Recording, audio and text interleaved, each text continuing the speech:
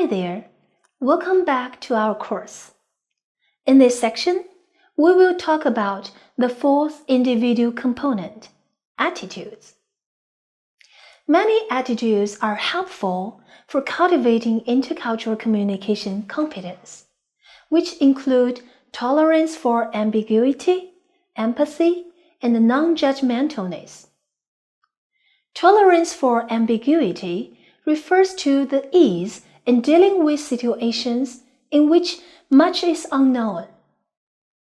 Whether we are abroad or at home, interacting with people who look different from us and who behave in ways that are strange to us requires a tolerance for ambiguity. Tolerance for ambiguity is one of the most difficult things to attain.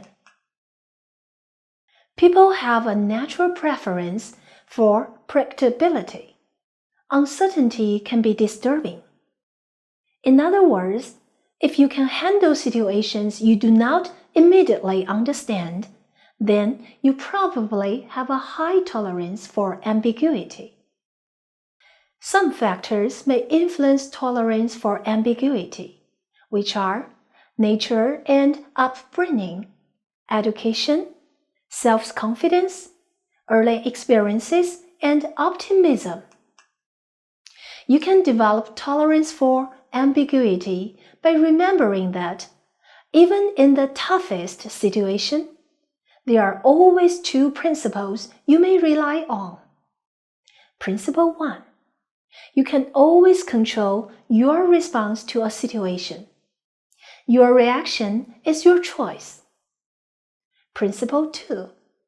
Recognizing what you can and can't control will increase the likelihood of a successful outcome and lower your anxiety.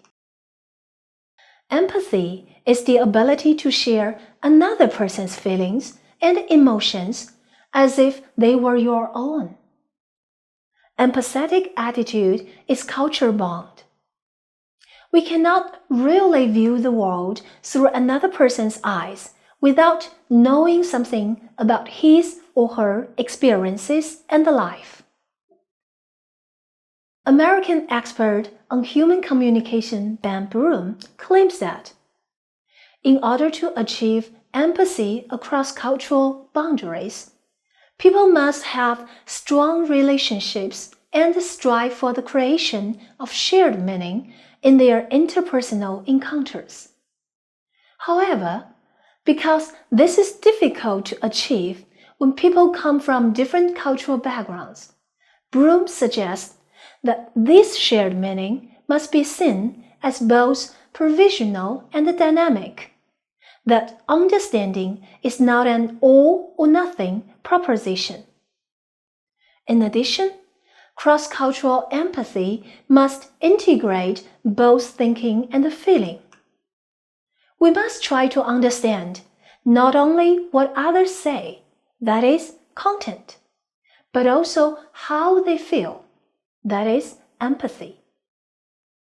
Finally, he reminds us that to achieve cross-cultural empathy, we must seek to understand the context of others' lived experiences as well as the specific encounters. Non-judgmentalness means avoiding judgments based on one's personal and especially moral standards. In intercultural communication, it requires us not to judge others according to our own cultural frames of reference, but it is very hard to achieve. To develop a non-judgmental attitude, we should distinguish three levels of information processing: description, interpretation, and evaluation. Descriptive statements convey factual information, which can be verified through the senses. Interpretive statements attach meanings to the description.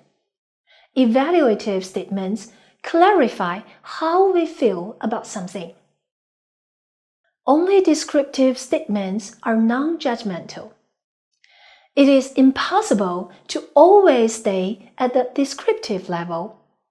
But it is important to know when we are describing and when we are interpreting. Most communications is actually at the interpretive level. The descriptions you might get are not really descriptions. Rather, they are interpretations that reflect individual and cultural perceptions.